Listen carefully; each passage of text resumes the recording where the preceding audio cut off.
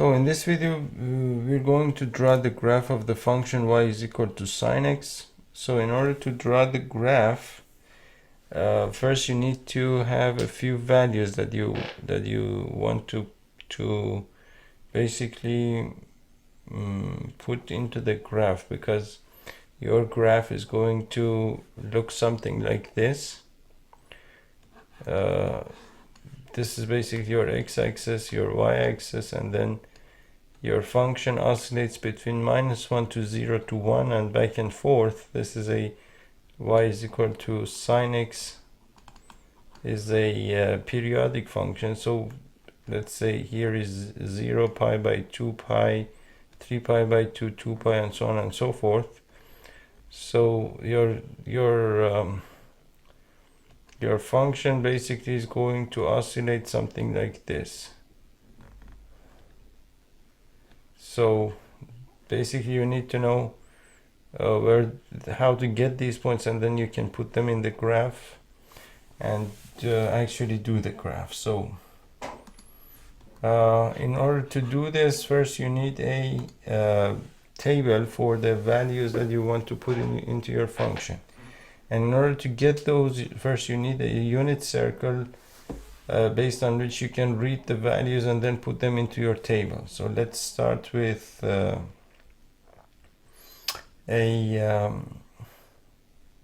unit circle so that you can read on the unit circle.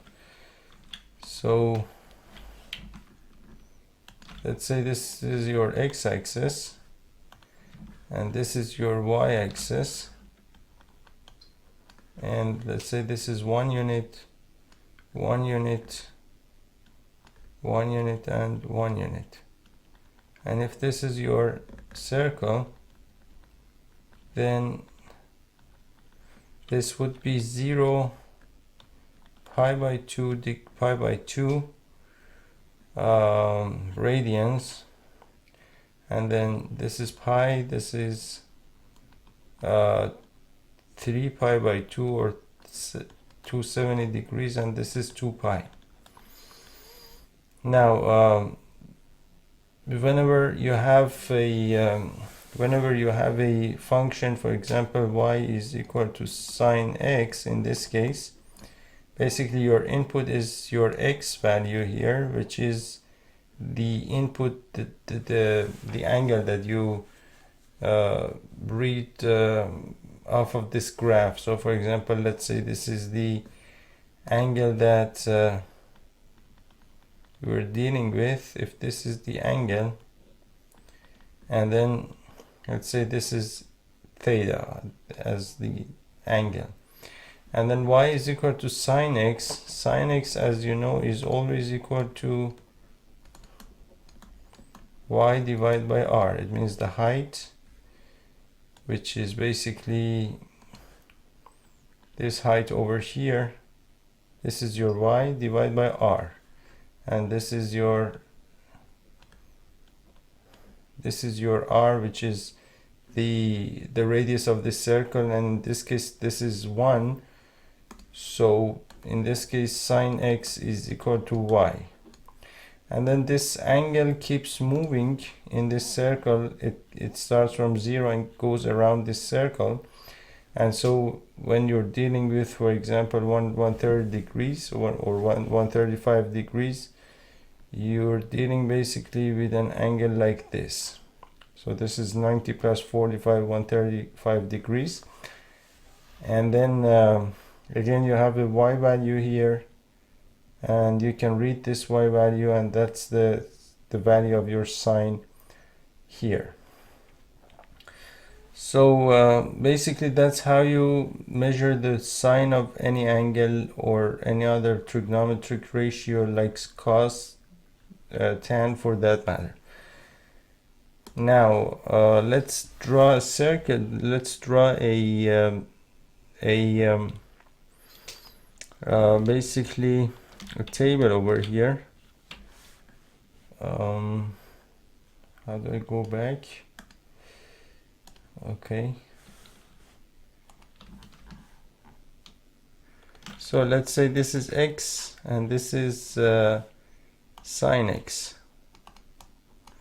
So when x is equal to 0, basically this is 0. When x is equal to 0, you know that the terminal point, the terminal side of this angle comes down and on the x-axis. So it's exactly on the x-axis. So your y value is basically 0. So basically sin x is 0. Now when x is equal to pi by 2,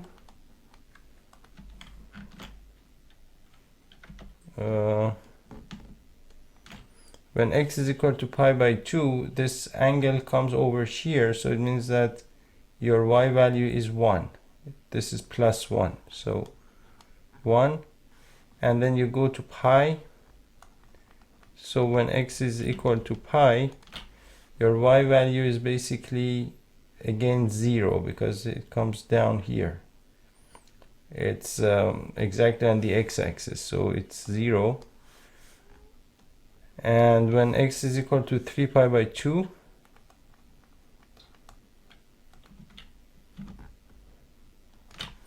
your y value, this angle comes down over here, so it's minus 1.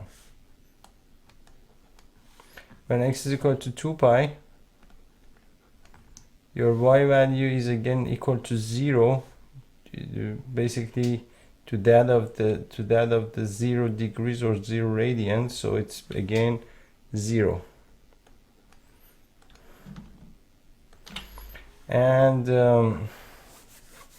let's do a few more values for this function. For example, let's say you've done one complete revolution, you're at 2 pi, and then you go another pi by 2, so pi by 2 plus 2 pi is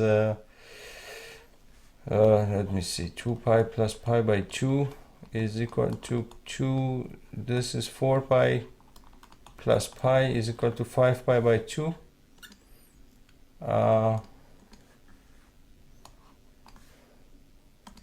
So 5 pi by 2, and then you go another pi by 2, so it's 6 pi by 2 or 3 pi. So so let me see, if x is equal to pi by 2, I'm sorry, 5 pi by 2, it means it's equal to the sine of pi by 2, the same place in your unit circle, so it's then again plus 1. And when you're at 3 pi, it's equal to the sine of pi, the same place in your unit circle, so it's again 0. And then let's start backwards a few quarter circles. For example, let's start at minus pi. If I go in a clockwise direction, starting from 0, go pi degrees in a clockwise direction, I'll end up at minus pi. So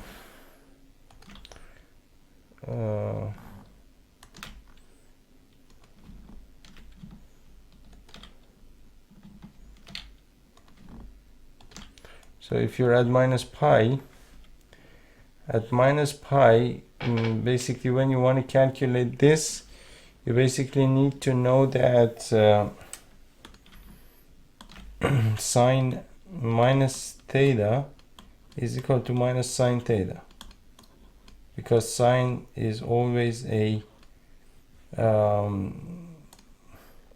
sine, as you know, is always a is an odd function. So sine minus theta is equal to minus sine theta. So the sine minus pi is equal to minus sine pi, and sine minus pi by 2 is equal to minus sine pi by 2. Sine pi is equal to 0, so this is again minus 0 is 0, and sine minus pi by 2, which would be this value over here, would be minus sine pi by 2. Sine pi by 2 is 1, so this would be minus 1.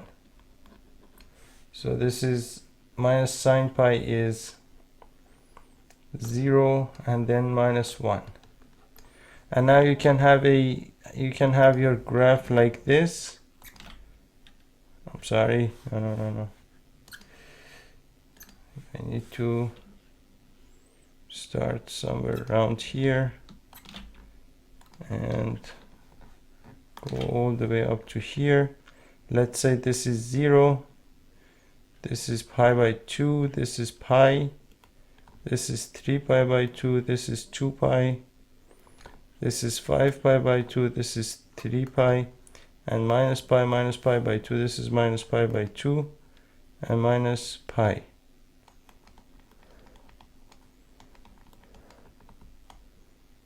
Zero, pi by 2, pi, 3 pi by 2, and then we have 2 pi, 5 pi by 2, and 3 pi. So let's now do this in another color. So at 0 you're at 0, at pi by 2 you're at 1, so let's say this is 1, this is 1, and this is again 1, so this is 1 and this is minus 1. And so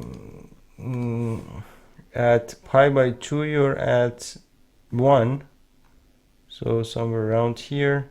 At pi you're at 0, at 3 pi by 2 you're at minus 1, at 2 pi you're at 0, at 5 pi by 2 you're at 1, so somewhere around here.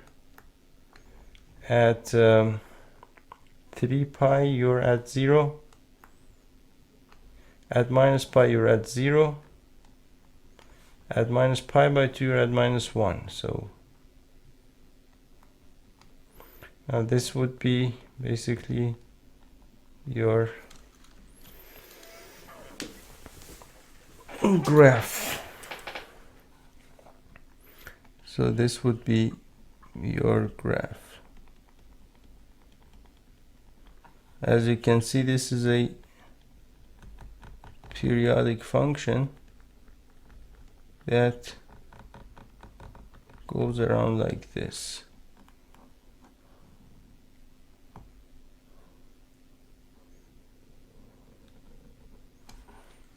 So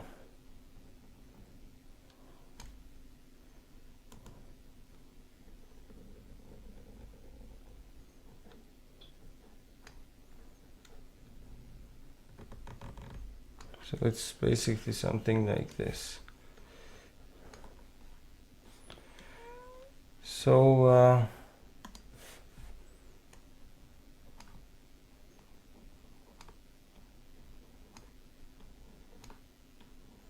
and these are the points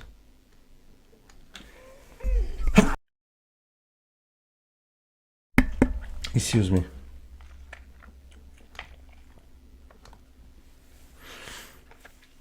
So these are